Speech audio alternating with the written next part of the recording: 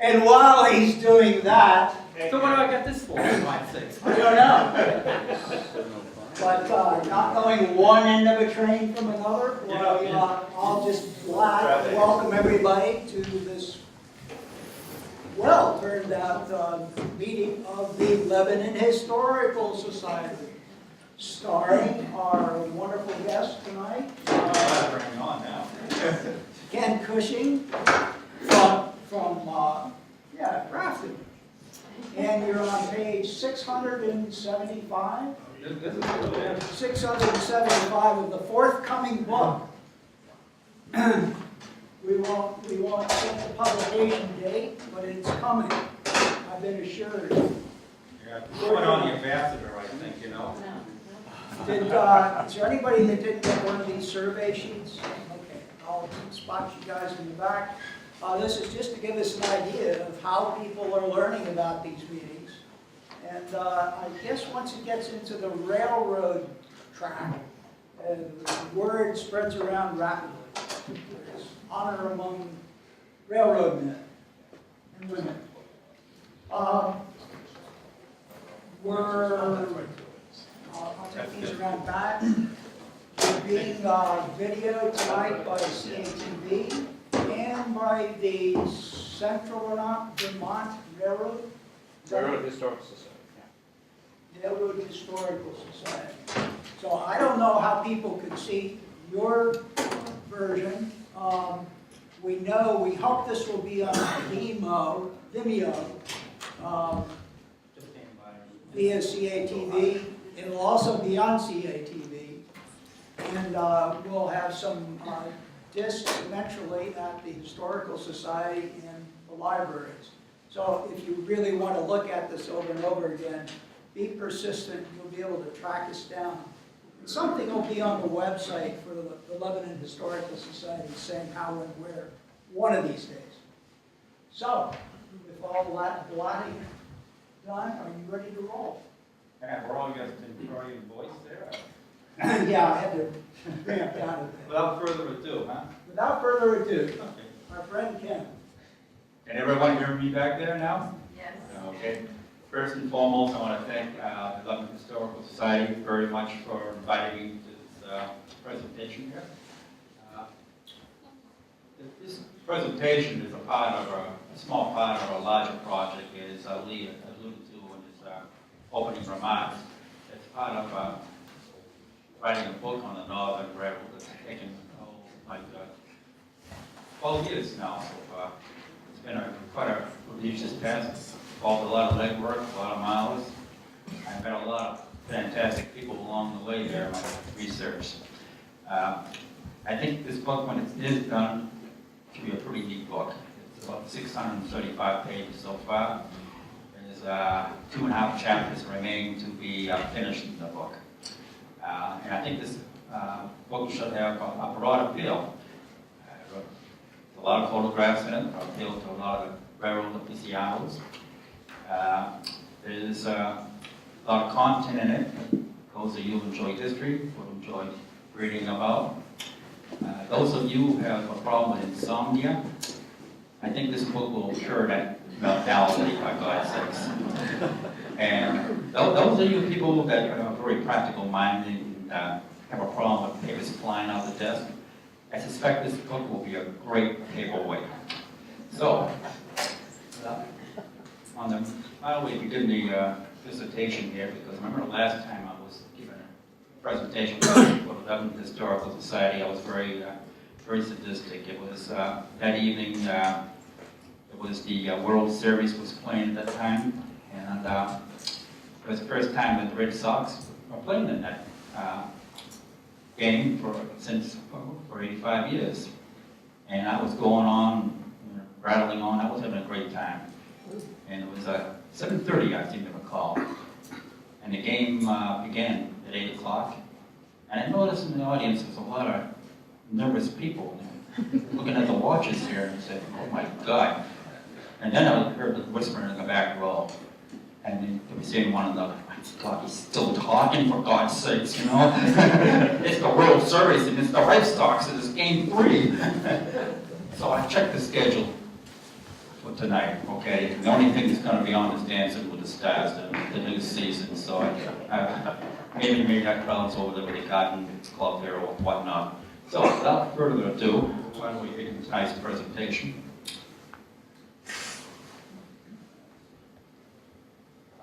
There you go.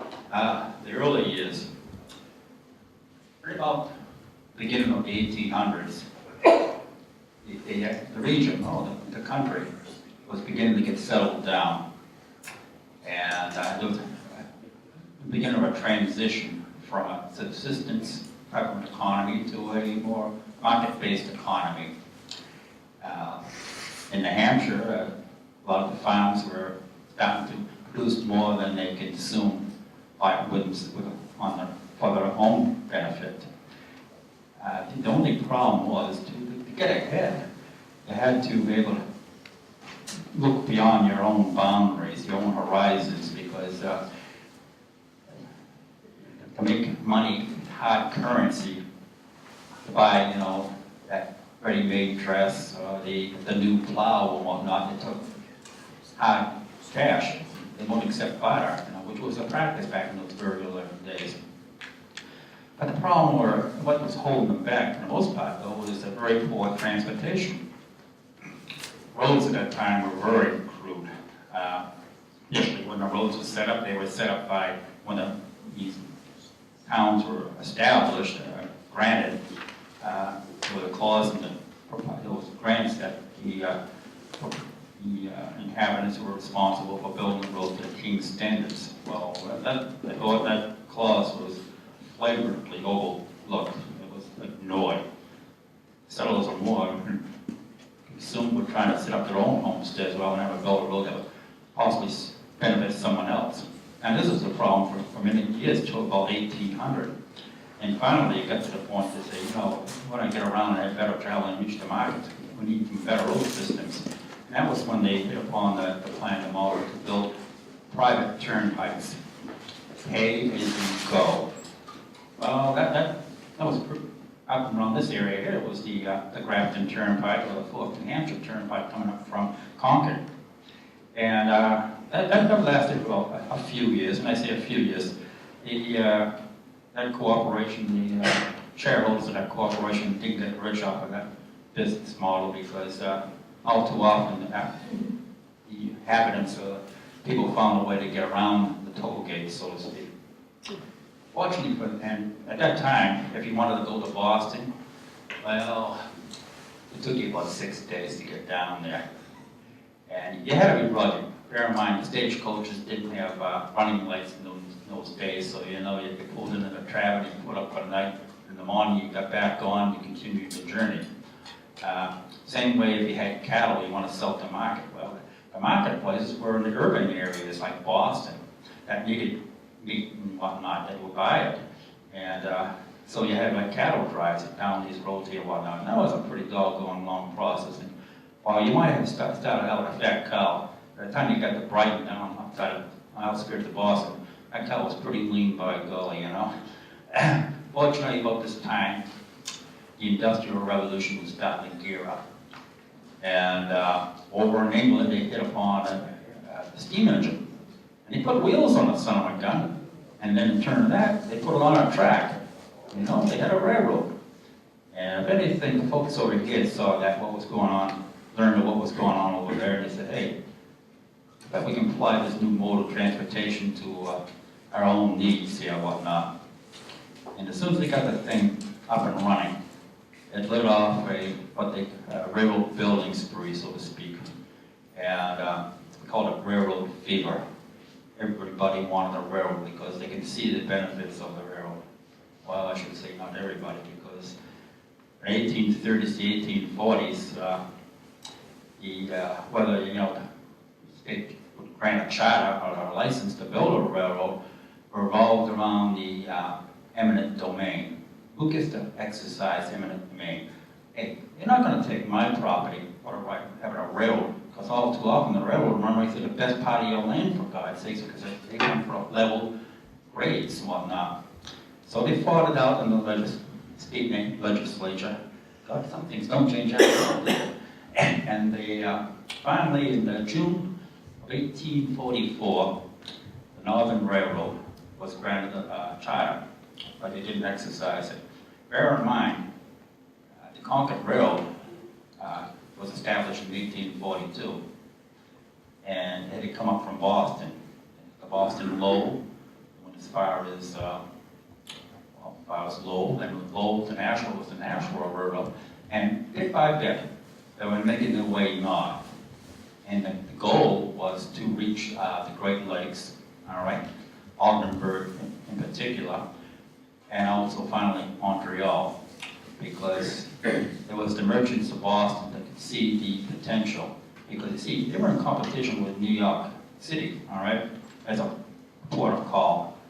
They wanted to grab all that traffic coming in from Europe, but also going out through their ports from the western lands, which had great natural resources. And the Northern Railroad is one of those links. Have you had time to read all this down, by God? Yes. A little bit further away? Yeah. Okay. No, I didn't do it. Okay, well, anyway.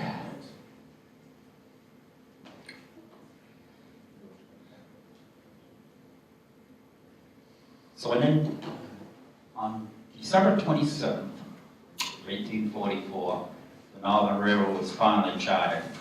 The June charter did not include a provision for eminent domain. And without that, the railroad would go nowhere, because when the railroad was laid out, there was something like 500 landowners involved in land. Any one of them could have said, hey, I'm not going to sell my land. Tough, So a compromise was reached with the legislature, whereas a board of railroad commissioners was established. And it would be the state that would exercise their right of eminent domain on behalf of the railroad. And so the railroad bought the land from the state.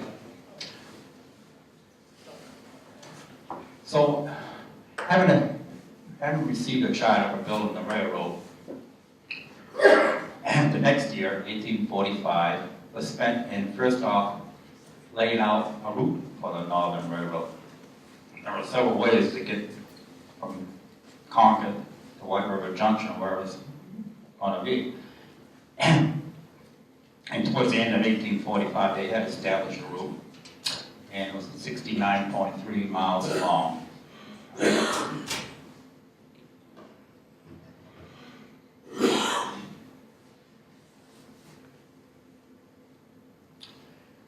In 1846, the Northern was ready to start building the railroad. They built it. First off, they sold shares in stock as a corporation. And they split up the task of building the railroad into 32 sections, which they let out to various contractors. This is one of the largest civilian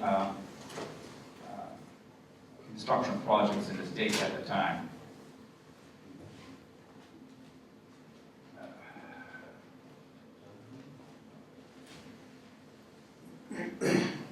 So in November of 1846, the Northern Railroad reached Franklin.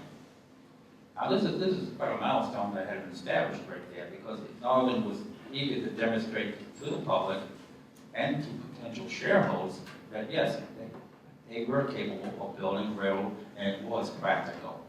It was 18 miles from Concord to Franklin, and it was pretty easy going.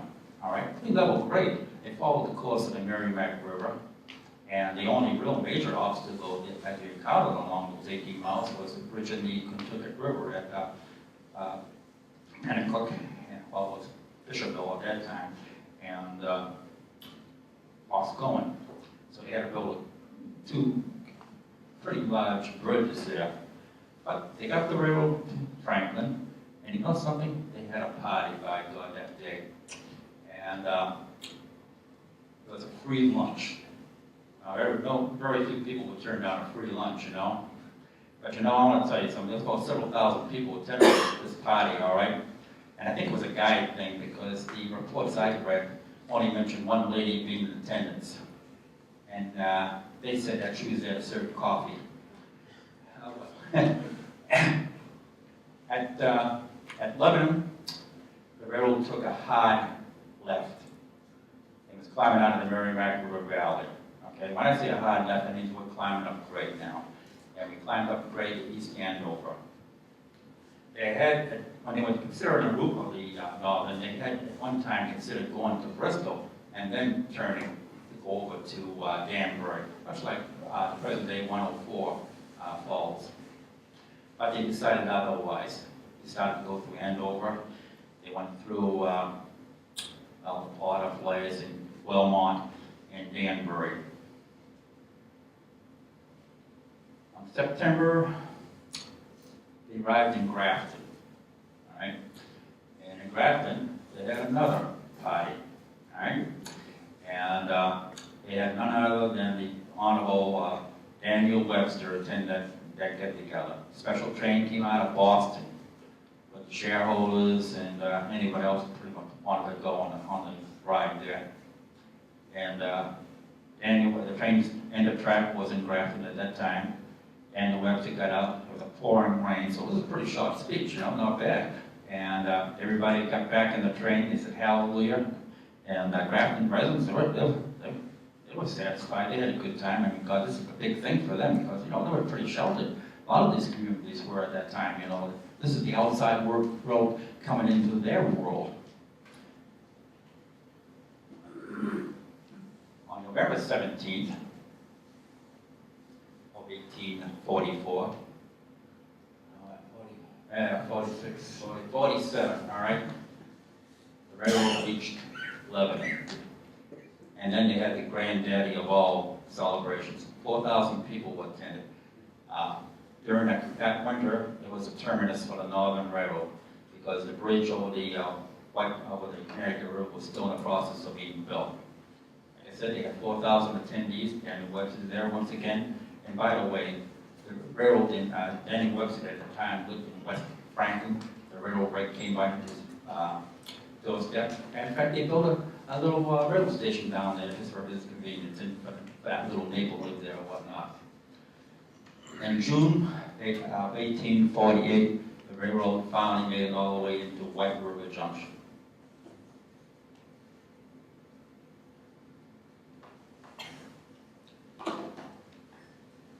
This is a photograph that I was able to obtain from the 11th Historical Society. It's one of the earliest photographs that I've seen, and it shows them excavating for a cut in Lebanon.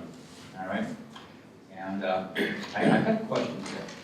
Can anybody see the John Deere excavator or the Euclid dump truck in the background here? Well, the reason is they didn't have any of those tools available. Matter of fact, but they did have a steam shovel. It wasn't used in this guy here. It was used down there in Concord.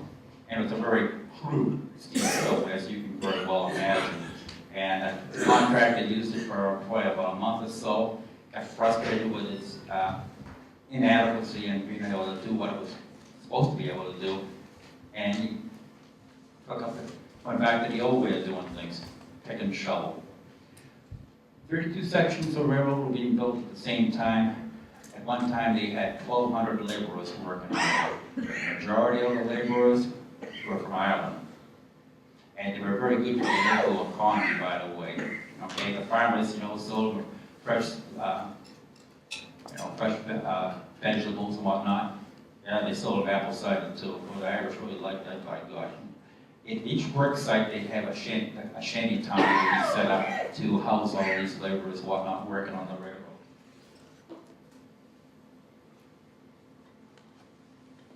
And here we see the great cut at Orange Summit.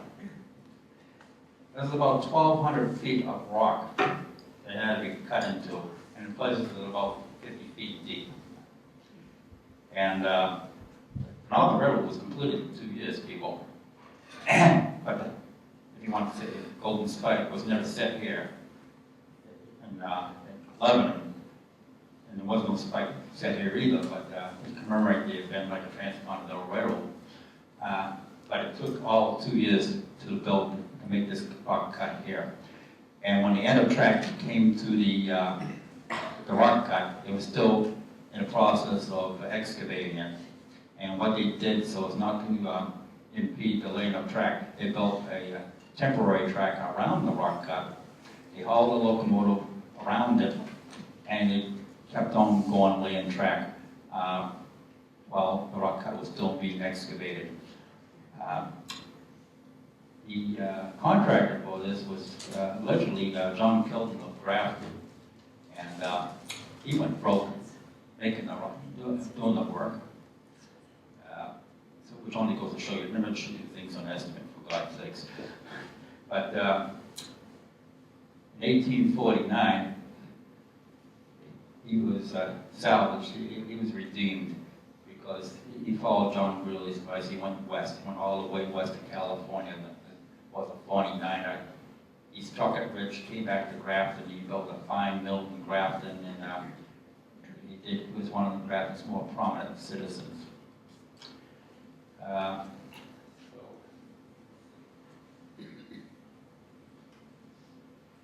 What you're looking at here right now is a timetable issued by the Northern Railroad in 1881. Now look very carefully at what they're touting on the face of this timetable here. Most desirable route to Montreal, Ogdenburg, and the north and the west. Remember I told you about the route going to Ogdenburg and whatnot in the Great Lakes? This is the route that they're following. And look at down here, this corner here, steel rails. The Northern Railroad had a very progressive, aggressive management. They would latch on every technological advance that was available, and they applied it to their railroad. Steel rails. Well, steel rails was a recent invention, okay? Prior to that, they had iron rails. And the problem with iron rails, they wore out very fast. Right? They had to replace it very often. And this diminished the bottom line in the balance sheet. Also, road bed. Solid road bed, they built it really fine. Fine trains, fine equipment, all the modern appliances. By 1881, they were starting to experiment with air brakes on the trains.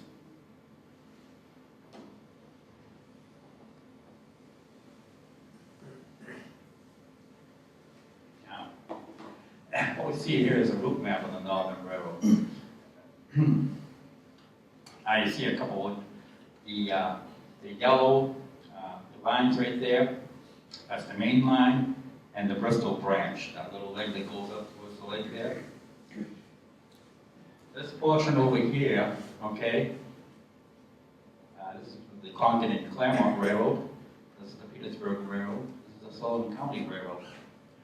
And you say, well, gee, I didn't realize that the Northern Railroad had a controlling interest in those railroads. Like I said, it was a very aggressive management.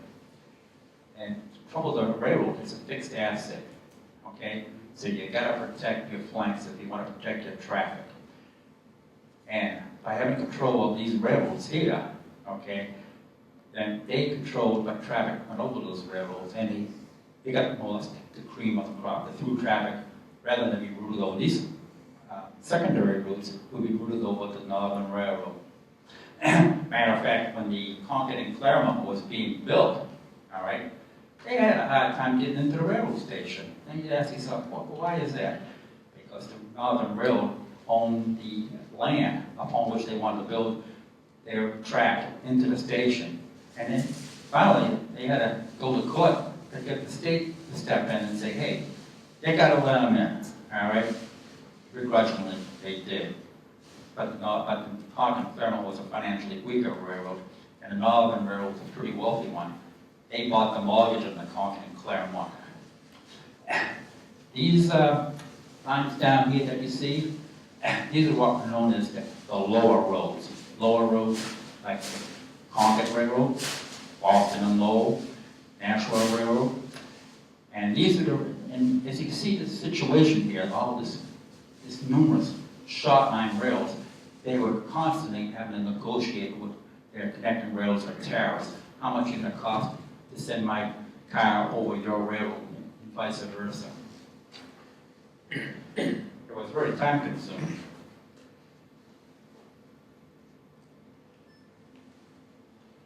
Let me back up here. I don't want to take too much of this lecture. But the thing of it is, in 1884, there was a move to consolidate a lot of these smaller railroads into one railroad. Boston and Lowell was leased the Northern Railroad in 1884, but they had a problem. They were incorporated in the state of New Hampshire. In the state of the legislature, they had no trust in cooperation, so much less cooperation, which was outside of New Hampshire. So the lease was negated. And in 1890, Boston and Maine stepped in because Boston and Maine was incorporated in New Hampshire, so they got the blessing of the legislature. Let's go on to the locomotives here. What kind of locomotives do they have to haul these trains with? They had 32 locomotives. Many of these locomotives were built in their own shops in Concord, and they're all wood burners. On the average, you burn about a quart of wood going from Concord to White River Junction. We're handling a lot of wood, and that's a one-way trip, by the way. On average, the Northern Railroad would burn about 1,000 quart of wood per month.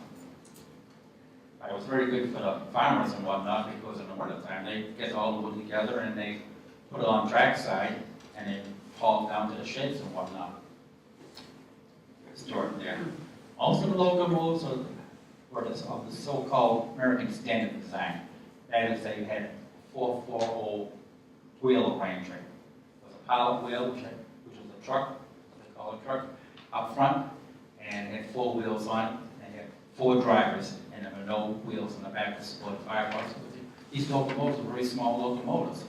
This is a very common wheel arrangement, not only in the northern, but on most of the railroads of the day, because these engines were more capable of following through on curves on the track. This is an example of a 440 locomotive. This is the Bristol. Now you notice I said the Bristol, not number 9 or number 7 or whatever, because back in that era, the locomotives were named for either geographical features that we found along the route of the Northern Railroad, different name places, like some of the stations that they were found on the Northern Railroad. And the Bristol, for example, was assigned to the Bristol branch, and there it stayed for most of its life. It was, and also, and this is probably the engineer standing beside the locomotive, and he was assigned to that locomotive. That was his locomotive. He had the responsibility of making that locomotive looking good, because it was an image thing for the railroad as well. They took pride in the locomotives. What you're looking at here is a Nathaniel White. It's number 31, one of the last locomotives to be built at the shops in Concord by the Northern Railroad. And you look at all the bright work on that thing. Look at the diameter of those drivers on that locomotive. That is one nice looking locomotive. That is, a lot of bright work. It's more than a locomotive, it's more functional. Hey, this thing's a piece of work. This is an art piece, for God's sakes. And you might wonder about the Nathaniel White. What's Nathaniel White? Well, Nathaniel White used to be owned a stagecoach line that operated between Concord and Hanover, and the railroad honored his name by naming one of the locomotives after him. Now, you see the Colonel Owsley. It was named after Jewett Owsley, and who was the supervisor of the laying of the track on the Northern Railroad. And he got to that position on the railroad. He became a superintendent for the West Lebanon terminal. And you'll notice that we got one more set of drivers on this thing. This is what you call a 260. And this particular locomotive here was a lot heavier and it had more tractive effort. And this locomotive was designed to haul freight trains. It had brawn, whereas the 440 had speed. Let's take a look at some of the stations that were found on the Northern Railroad. Whoa, check this out, huh? This right here is the Concord Railroad Station, 1885, shortly after it was built. And it cost a mere $250,000 when it was built. That's a pile of cash. The Northern Railroad did not own this railroad station. It was built by the Concord Railroad. Now you're going to think that, that's a pretty palatial station. For God's sake, that's all brick and granite, for God's sake. And then you say, well, the Concord Railroad was only about 30, 40 miles long. How could such a small railroad have so much capital filled out to build such a palatial station? Why would it in the first place? Well, first off, the Concord Railroad serves a lot of industry along its route. It passed through Manchester. Look at all those mills down there. They were feeding that thing. It had a lot of money. And that was a problem because in the state of New Hampshire had a law on the books that if your profits exceeded 10%, you had to give that to the state. How many people think of it? Now, do you think the railroads were going to give it all to the state for God's sake? They're going to put the better use. So they put it into their deep stations. And this is an example of having a lot of money and putting, it shows in the stations. The Northern Railroad came out, had its southern terminal at the station. It had its business offices at the station. Also, all its trains were dispatched from the station here. And furthermore, all the clocks, because the railroad ran on time, and everybody had it in step. And every morning, you checked in the railroad station. If you worked on the railroad, you checked in the railroad station, and you ensured that your watch was coinciding with the time that was on at the station there. I'll give you a few more views of the station here. And now, is that a waiting room or is that a waiting room, I ask? That would have made one wheel of a museum, I think, for God's sake. Look at that mezzanine up there. Look at the seats there and whatnot. Over there in the corner there on the left-hand side, you see a map overshadowing the waiting room. And off to its right, you see another column there. And that's the distances of destinations that the railroads that came into Concord served. There were 5 railroads that came into Concord, okay? The Northern, Boston, Concord, and Montreal, the Suncook, and I'm going to trip up somewhere, and it was a Concord Railroad.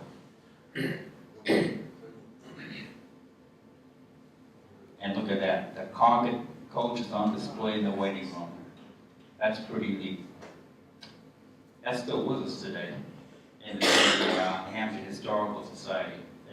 They are the stewards of that coach right now. When the station was closed, the president of the Boston Maine at the time was Patrick McGinnis, and he wanted to take the coach down to build a record at the offices of the Boston and Maine. And that lit off a hullabaloo, and what happened is finally Concord stepped in and said, hey, Concord's coach stays here. And there it is. Okay, ticket windows at the Concord passenger station. When you people bought a ticket at that ticket window? You want to go up to it, huh? This right here is the train shed. It covered 2 acres, 850 tons of iron went into the fabrication, and it sheltered the passengers from the elements. By the way, the Concord Railroad Station at the time it was built at 5 stories, was the tallest, the biggest office building north of Boston. Let's see in the north side of the Concord passenger station, see what we call that carriages here, or what they call hacks. And they back up to the train shed, and what they do is they were there waiting for passengers. They would take these passengers to local hotels, destinations which could not be reached by the railroad. What you're looking at here is the railroad shops of the Northern Railroad. This is where all the maintenance, the majority of the maintenance was done on the rolling stock of the Northern Railroad. They had a paint shop there, a blacksmith shop, there was the car house there and whatnot. So you're looking at it and saying, hey, that's a pretty busy scene that we're looking at right there. And here you have the new Concord passenger station that was built in 1960 after the old station was torn down. You've all heard of the Western Lonesome Dove. Well, the Concord paper had another name for the station here. They called it a lonesome little box. And It only lasted a few years and nobody noticed it when it was gone. What you're looking at here is the Concord station, and we're at the bridge, the highway overpass, looking down on the station. In the foreground, you see a spout there. That's a water house, all right? And the water house was heated during the winter, so the water inside would not freeze. And then, looking at the railroad station there, you see that mast standing up there by the track side there? What it is, it's what they hanging down from, which is not really too visible in this photograph. Iron, okay, little strands of iron.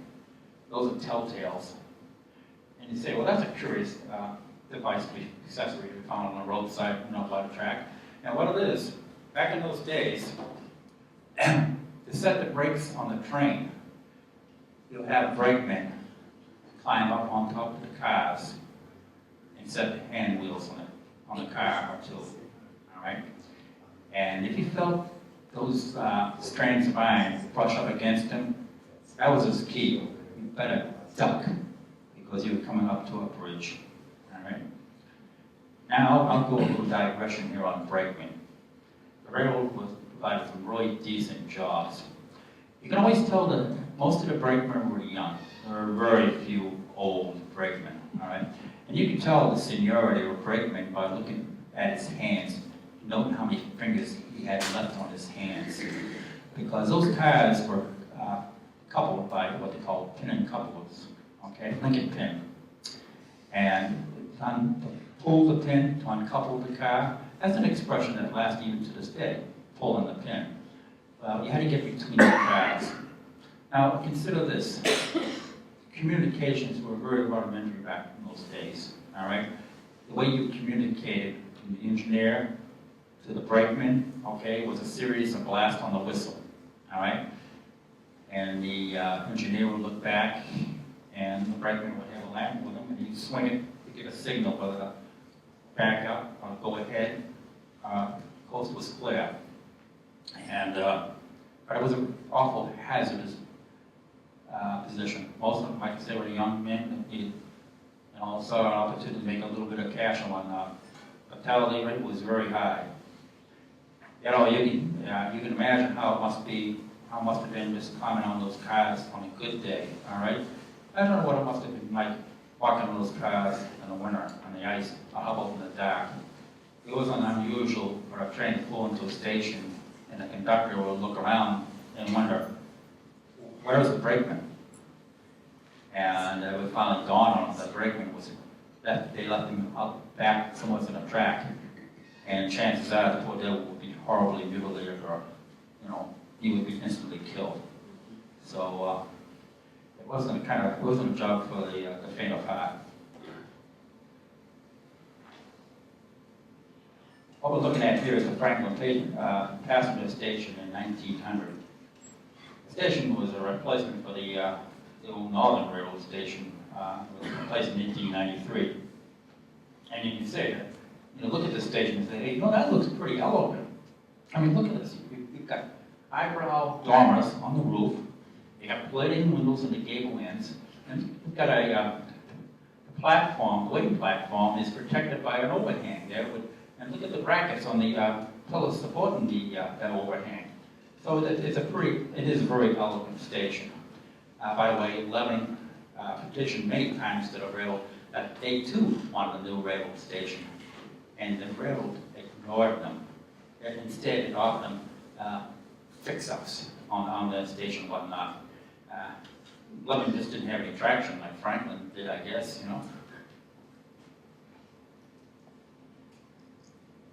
What we're looking at here is the Franklin Rail Shop. Remember I told you about the iron rails and the benefits of having steel rails? Well, Franklin and Canaan had rail shops in them. And what it was, the rails, once they got worn down, especially at the joints, because the wheels of the car passing over the track, and these joints would pound them down.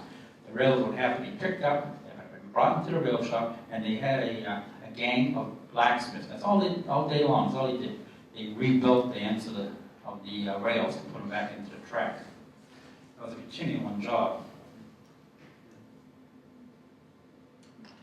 What we're looking at here is a freight yard in West Franklin. And as we take a look at all the cars that are in this rail yard, and look at the size of that freight house, which is in the foreground here. That's a pretty substantial building. And if you look very closely at the contents that's on those flat cars, it's all pulpwood. Franklin had a lot of hydro power, all right?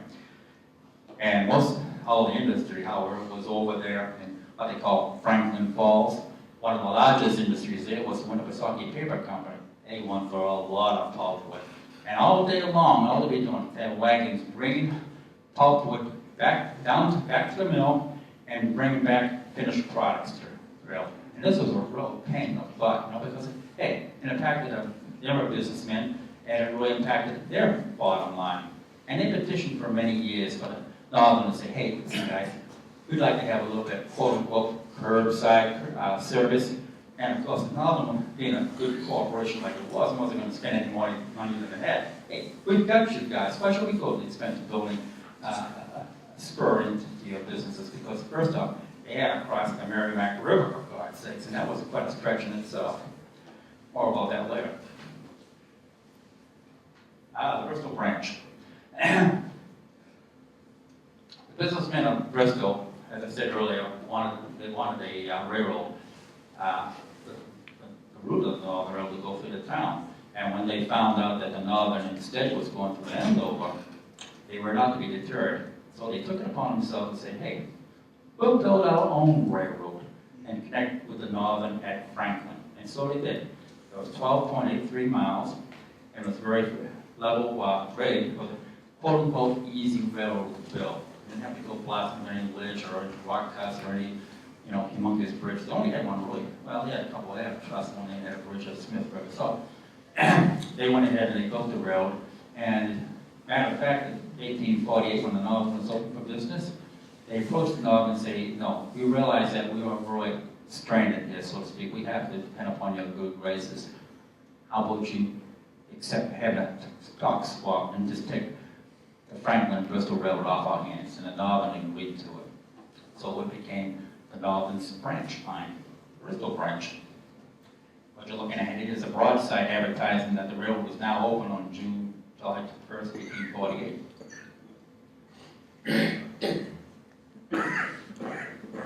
And what you're looking at here is a junction of the Bristol branch with the Northern Railroad, main line of the Northern Railroad at Franklin. And this locomotive here is a 440, it's the General Pierce. And once again, it's a gorgeous looking locomotive. The track that's coming in on the left-hand side is the Bristol branch. It's the one that has a hand car sitting on the track. Also, you'll notice there's a mast off to the side. There were two balls on it. Ever hear the expression, high ball? Okay. High ball meant that the main line was clear, it was open, all right? If it was down below, that would mean that the branch line was open. And also, off the one side, you see this little fixture standing up, and it looks kind of cute in a way, it's a switch, what they call a banjo switch. And also, look very carefully at this photograph. See that single rail line on the side? That's rail ready to insert into the main line track.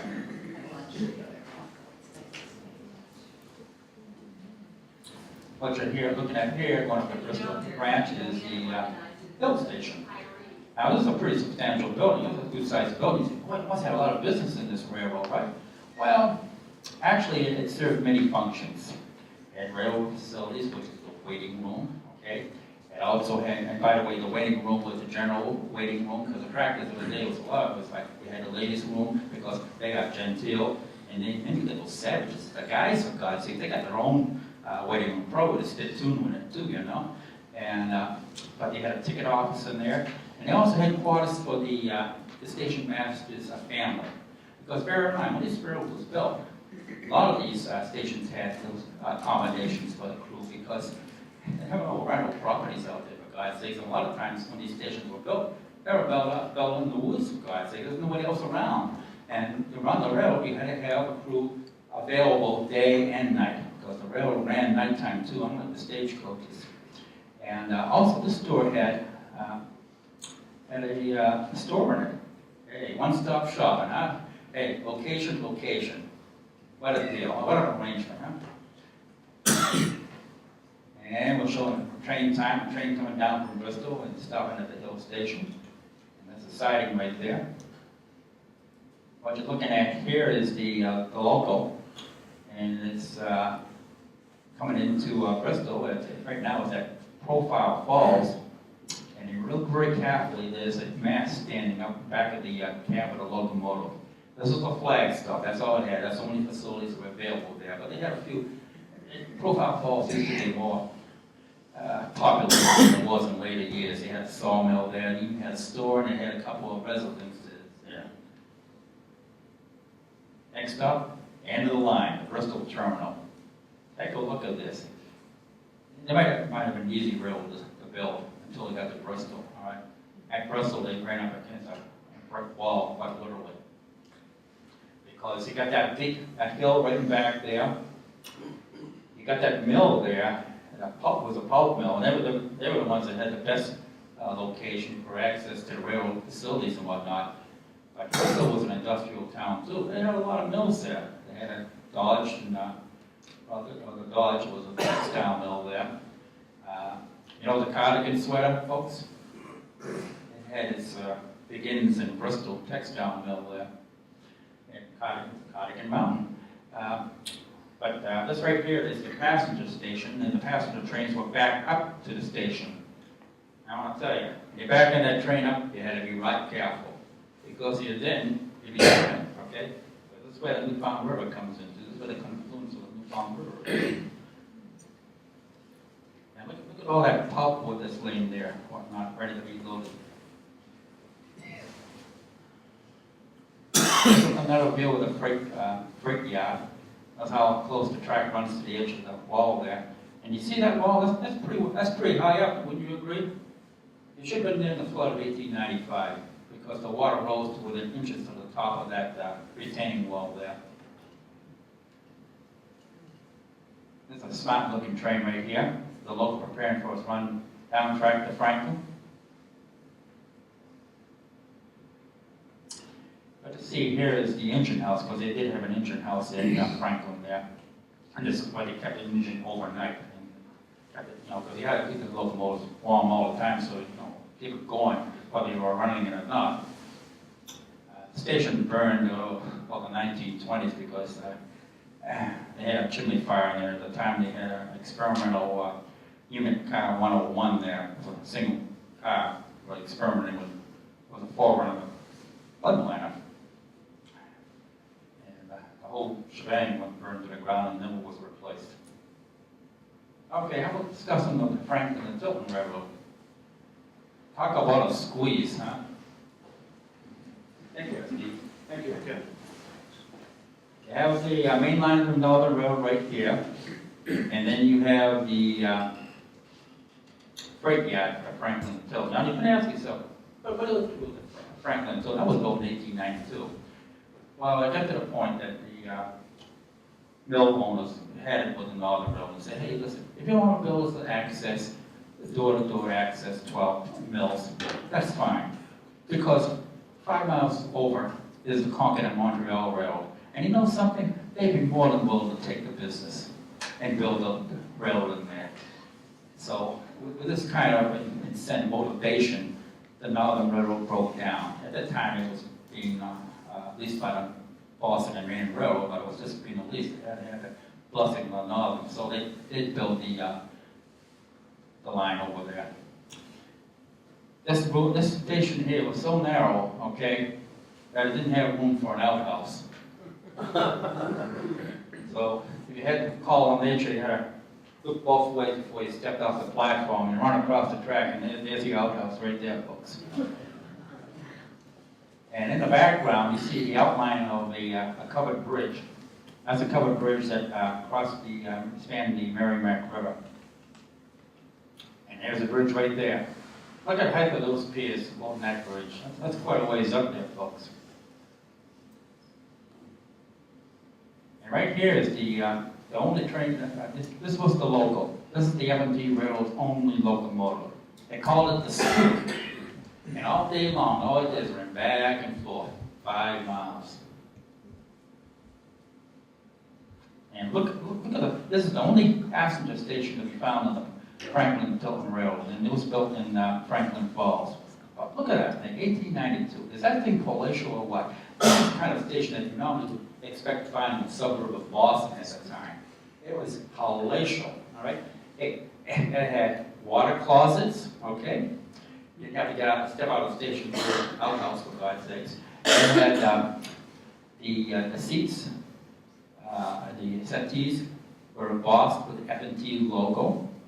It had cypress paneling, okay? It had birch floors, and it had steam central heat. Think about that. This is a top of the line railroad station. And you know something? It didn't get very much of a workup. Matter of fact, this is the only through passenger train to run over the F&T. This was right here with the cannonball. It came down from Junction and ran across F&T, came into Tilton, and continued its journey south to Concord. What you're looking at here is a sulfide bridge. And you look real careful at it and you think, oh, is that a covered bridge? Oh, it is in a way. But it's an upside down bridge because the railroad track ran on the top of the bridge, not inside of the bridge. Now, what we're looking at here, when the railroad made that hard left at Franklin, they had to climb out of the Merrimack River watershed, all right? And you can see that engine is really puffing. And you know something, you'd be puffing too if you had to haul a God blessed train up that hill there by God. That's one of the steepest grades on the railroad. What you're looking at here is a 484 Berkshire locomotive. It's got a freight train and drag. And it's coming in, just approaching the East Andover Railroad Station. What you're looking at here is the Andover Center Railroad Station. And by the way, the town of Andover, it was served by not 1, not 2, not 3, but 5 railroad stations. That was the most of any of the communities to be found that Northern Railroad served.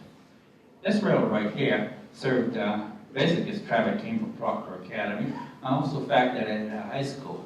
Because back in those days, okay, high school was an option, all right?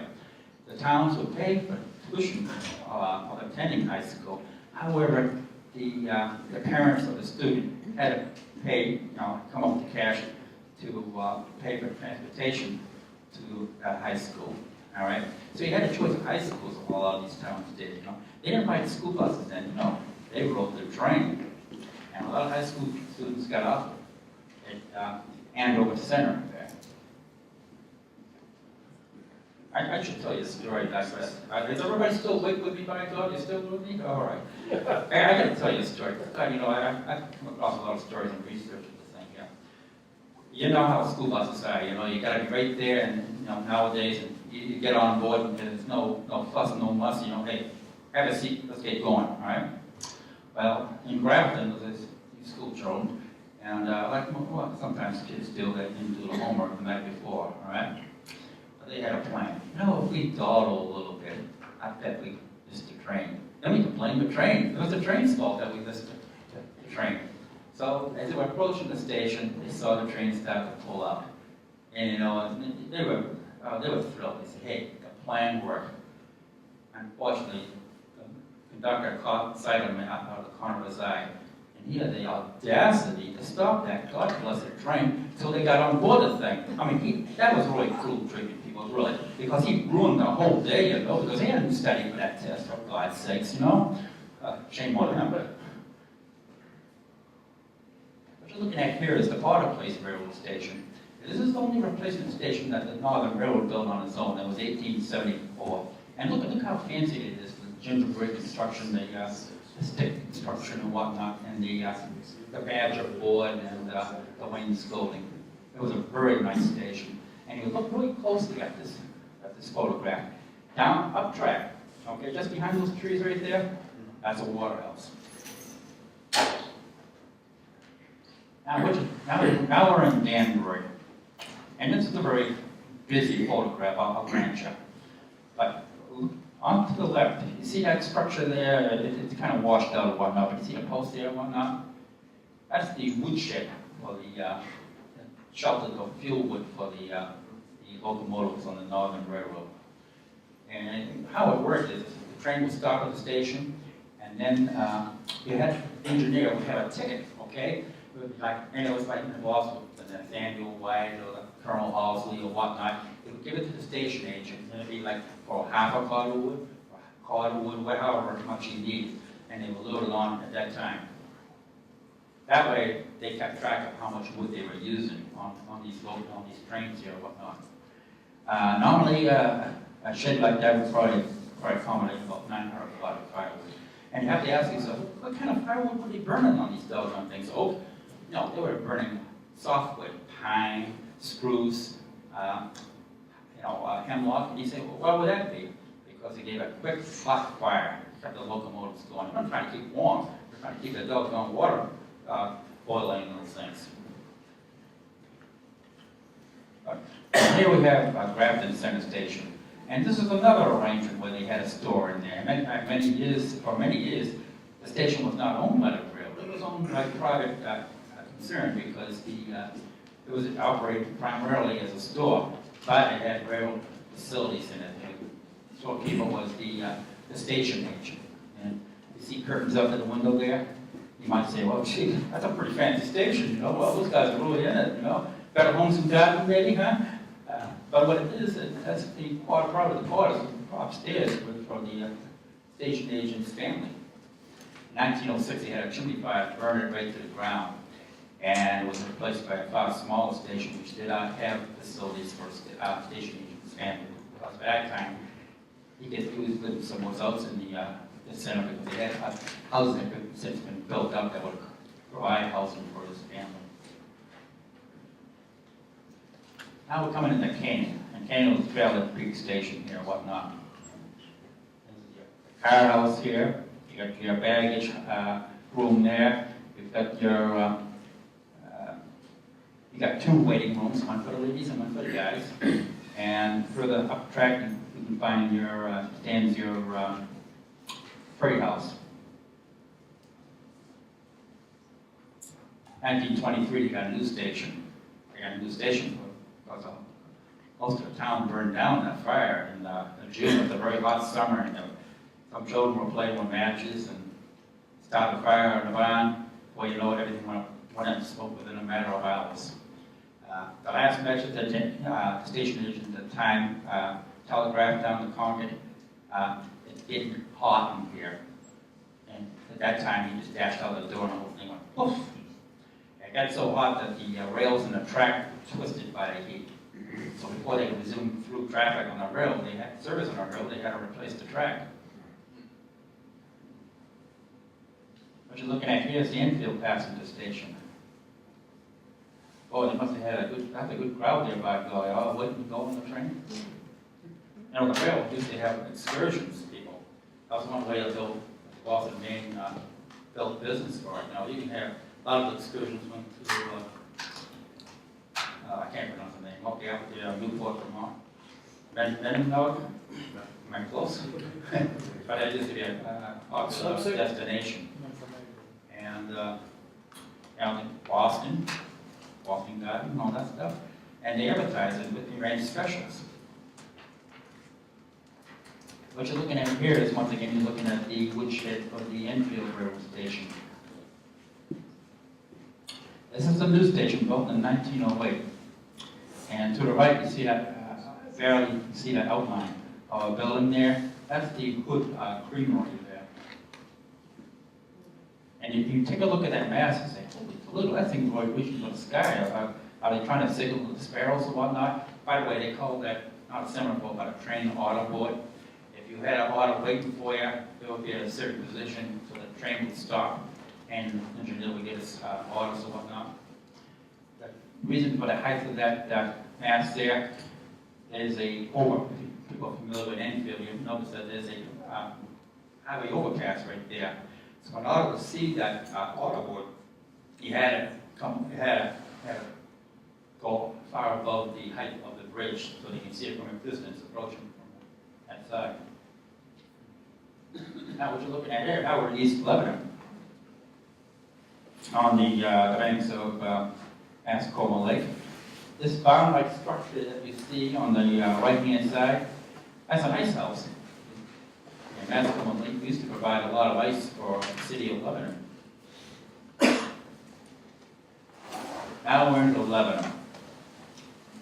And the 3D station speaks for itself. And this is the West Lebanon Railroad Station, which I guess is still standing. Pakistan was out, so what you're looking at here is the terminal for the Northern Railroad. This way they had a turntable, which you see in the foreground here. What you can see here is a yard switcher about 1929. In the background, you see that tall structure on stilts. That's what they call a coal tunnel. And it was loaded by a clamshell, which got crane, which got coal from the gondola. And the train would run underneath the coal tunnel and be loaded that way. But that was a dusty job, for God's sakes. Now we're in the White River Junction. The tracks that veer off to the left are those of the Northern Railroad. And what you see in here is the Union Passenger Station Cafe. So that's why you can grab a bite there. By the way, they have several railroad stations in White River Junction that burn to the ground. Okay. Broadside advertising the amenities to be found at the White River Junction station.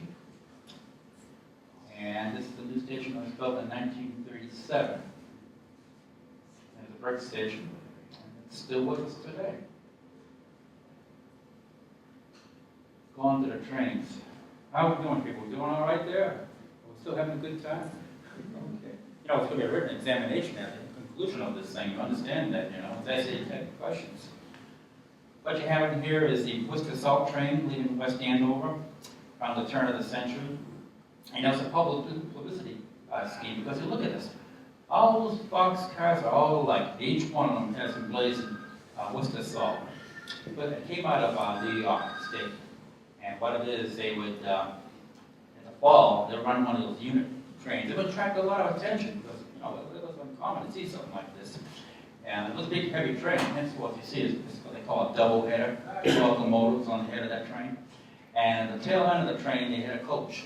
And that's what advertising people and whatnot. And what they do is they come to a station, they throw out souvenirs, little flags and whatnot to the spectators, because when the train was, when people knew this train was coming, they would, they gathered at the train station and watch it come by. It's a lot of entertainment, you know. What you're looking at here is the Montreal Flyer, Boston, Montreal. It was a predecessor to an ambassador, which was introduced in the mid-1920s. And this was what they call a streamliner. It was a crack train. It was a fast train. You know, you can go that train in Boston, by golly, in 9.5 hours you can be in Boston. Actually, I'm in Boston. You can be in Montreal. Not bad, huh? And by the way, you know, you can get to Chicago from on Northern Railroad too. You board the train in Boston, and 32 hours later, you'd be in Chicago. You might say to yourself, geez, that's pretty damn long. Well, maybe the airplane can get there faster, but you can get that faster out of the, the parking lot, whatnot, through security, whatnot today. Think about 32 hours. Don't sound too bad, does it now? Burke train, the West End of Rock Cup. What you're looking at here is a ticket on water, the Halcyon Water Tower. And you know, this once again, just before you get into the East Andover Railroad Station. And this is what they call a drag freight. The locomotive on the head of that train is what they call a movo. It's also known as a helper, because you need help getting up off that God blessed hill. And here's the prime mover on the Northern Railroad. This is what they call superpower. That's what the Lima Locomotive Company called their locomotives. 484 Berkshire, weighed about 200 tons, and it had the capability of moving 100-car freight all by itself. Another picture showing the locomotive surrounding the Mascoma curve, just coming out of the rock cut at the ledges there. This is what's called a meet, because it's not a single line track, okay? And so you had to get out of the way of a train coming in the opposite direction. And this is a meet here in Grafton. It was a 117 car siding, and I think it's probably southbound local train, passenger train was superior to the northbound passenger train. All right. Hope I got that right. The Budliner coming through Danbury and replaced a lot of those long haul trains. By then, the passenger service was declined. Then you have a freight train coming through the rock cut at the Orange Summit. Kind of close quarters in there, isn't it, huh? This is the last steam-powered passenger train to traverse the Northern Railroad. And what you see is the American Freedom Special Naval 75, and it's passing Tewksbury Pond and Grafton. 1973, you have the Steam Towns number 759, falls on the East Andover for water. Train wrecks. Seen here is the Andover wreck of 1885. The first major accident that occurred was a head-on collision between a passenger train and a freight train. And in this case here, the engineer was John Emerson. And what had happened was this train coming northbound at East Andover had come apart. It was a common occurrence back in those days. The trains would break apart every now and then. And it was in the early morning, it was fog. He didn't know if this thing was broken, until he got to West Andover. Looked back and said, God, I'm missing half my train. And he went back to get the rest of that train. And he found it in East Andover. He coupled onto it. And he proceeded to head to West Andover. And that was his fatal mistake, because it was contrary to train orders. Train orders said if the train breaks apart, you pull into the nearest siding and you wait there, because it was a passenger train coming down. And he had told the station agent of West Andover, he knew about these, he told him, say, hold the passenger train here. Well, there's such a rush, the station agent didn't get the message. Didn't get the memo, huh? And so the passenger train did a highball through past West Andover, past through Potter Place, and just south of West Andover Center, they came together. The engineer of John Emerson was killed, okay? And so was the engineer on the passenger train, who was Lucius Groves. And Lucius Groves was a senior engineer on the railroad. And in fact, he was John Emerson's mentor, okay? And it was one of the passengers on the passenger train was John Emerson's brother, Warren. He was riding what they called Dead Air. And by the way, that looks like a hell of a junk pile, does it not?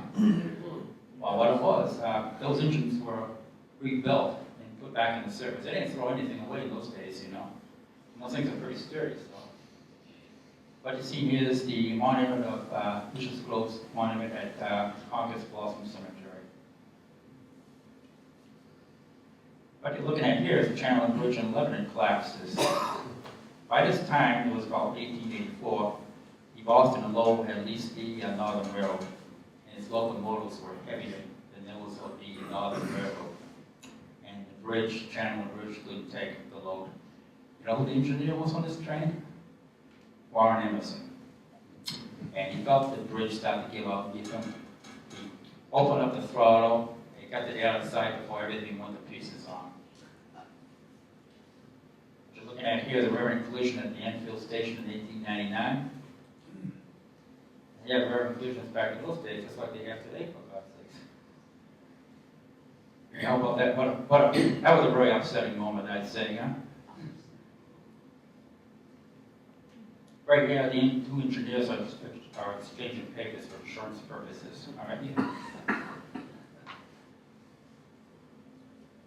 Another accident at the Anvil station. This collision here came about because the conductor was in the process of removing cargo for a box car. He was ahead train. There was another train coming close behind him. And of course, the conductor, time was of essence, and he was in a rush because he did not want to hold up that other train. So he prematurely gave the flagman who was out at the back of the train the all clear signal. But it wasn't clear. The back end of the train was still sticking out onto the main line. The other train ran into it. Kind of shook up the doggone conductor because he was still in the process of moving a heavy wooden box out of that side door of that box car. You don't see many people standing around that day though. It must have been really cold, huh? Look at that, wood splinters. This right here says it all. This was the worst active train accident that occurred in the state of New Hampshire. There were 25 fatalities resulted from this. It happened in Canaan, 1907. Look very carefully at this. Passenger train ran head on into the freight train coming up from Concord. There were mix-up in orders given by the dispatcher in the Concord station. Without going into too much detail, you see this car in the back of the overturned locomotive? That's not one car, it is two cars. The baggage car was normally placed in front of the passenger car. It was a day coach. It was coming down from Quebec, and it was loaded with people. And in fact, it was running late. There was another passenger train right behind it, that too was running late. That's why they had the lots mixed up. And it was a foggy morning, or 4 o'clock in the morning. And, you know, the lights on those trains were instant non-existent, and the passenger train was trying to make up some lost time because it was straight away down there, so he was pouring on the coal. And it wasn't until the last minute they noticed that they were coming into the, you know, the M train was coming at them. The baggage car got shoved into the interior of the passenger car. If he was sitting on the left side of the car, he escaped injury. All those sitting on the right side of the aisle were killed.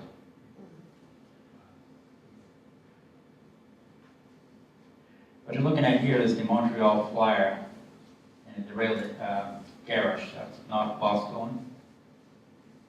And that right there, Wrecker, that's what they call the Big Hook. In 1962, they had a freight train derailed in the ledges at the East Lebanon.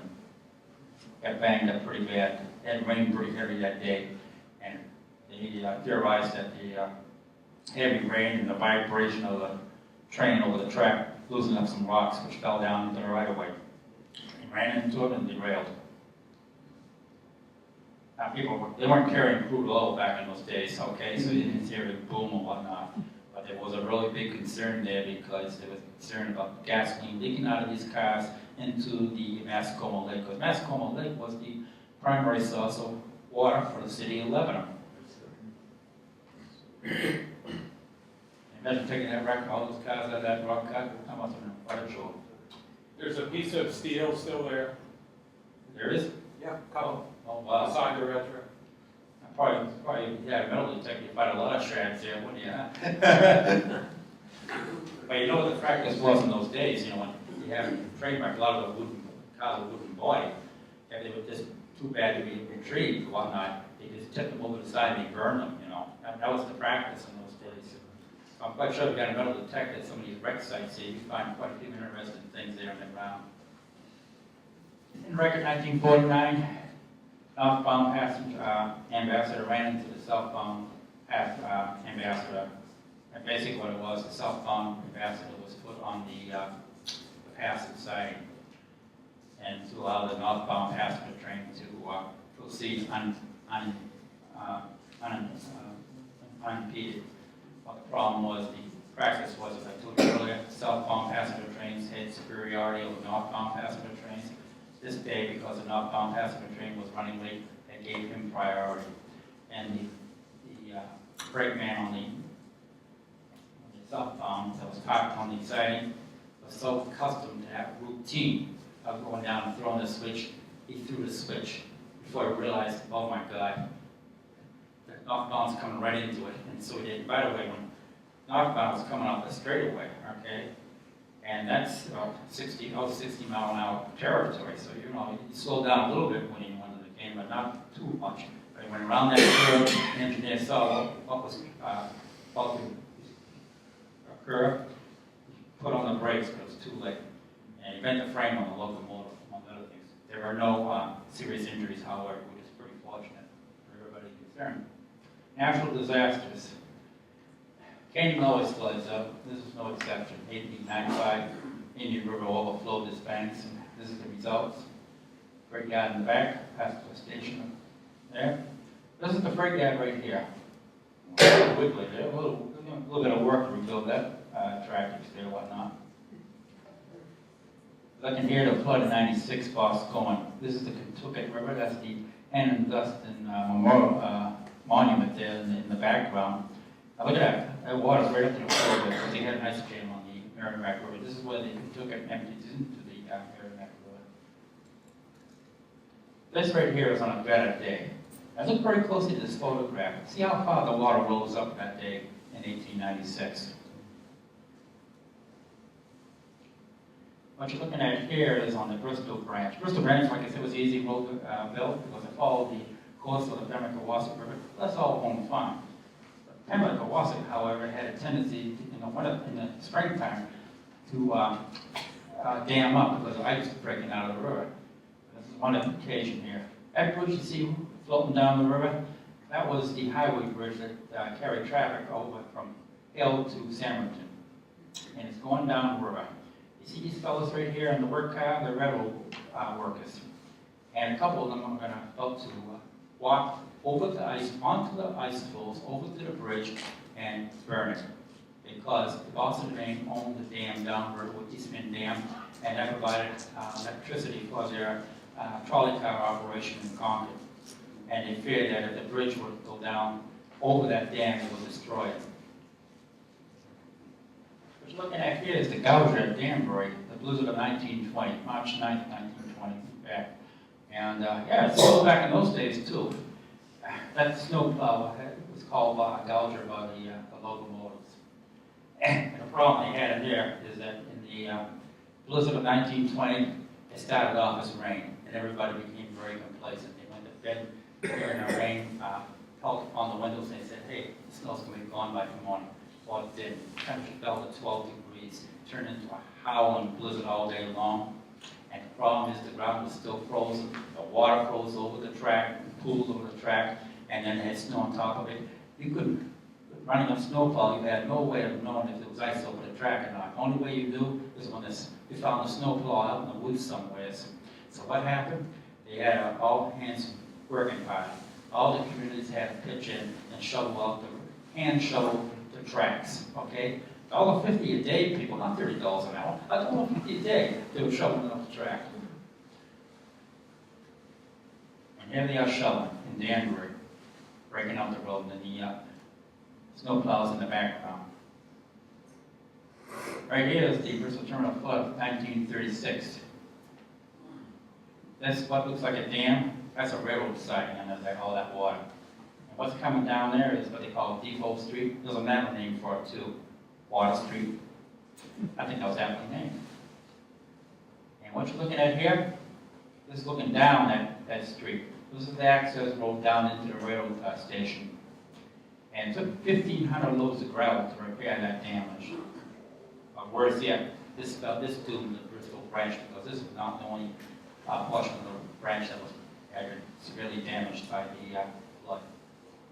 Here's the rail. It's a closer look at in right now, all the debris that's on the track. And well, we see those center piers, they collapsed and left the bridge high and dry. Boston Maine put temporary braces on it to support it, but it was no longer usable. By that time, Boston Maine was also leased Concord and Montreal, so from here on in, they brought all the traffic in from Tilton as opposed to from Franklin. And matter of fact, that bridge was left standing in 1945. Then one morning, one of the residents who was living close to the tracks heard a boom, looked out the window, the bridge was gone. Okay, 1893 was the high point of traffic on the Northern Railroad. Thereafter, it became a secondary main. In 1893, the beginning months there, there was a it was on Euphoria. They would run 24 trains a day on the Northern Railroad. There was talk of building, that we have to build a second main line just to accommodate traffic, just to accommodate all the traffic that they were experiencing. And around June of that year, the panic of 1893 set in, changed the whole landscape. 1982, these were the last trains to run over the Northern Railroad. These were the detour trains. A train wreck in Brattleboro, Vermont, damaged the bridge on the Connecticut main line. And the Northern, this track had lain dormant for several years, and they came alive with these trains. It was quite an unusual affair. It was coming through Grafton, no more train station, no more freight yard. Still get the walk track there, that's about all. End of the line. 1995, Guilford, which now had acquired control of the Boston Main, announced that it was abandoning the 50 miles of the Northern Railroad main line. I was pulling up the track. It offered the track to the state of New Hampshire for $10 million, and the state declined to buy it. That's another story. And the pulling up the track in Grafton. And here's a crossing, Banks extension crossing in Lebanon. That's, by the way, is they removed these signals and they rebuilt that road right there. The city had to rebuild the crossing. And it only cost $58,000. Welded rail, built the standards of the time. Never saw a train cross over that crossing. Fitness. You think that's the end? I just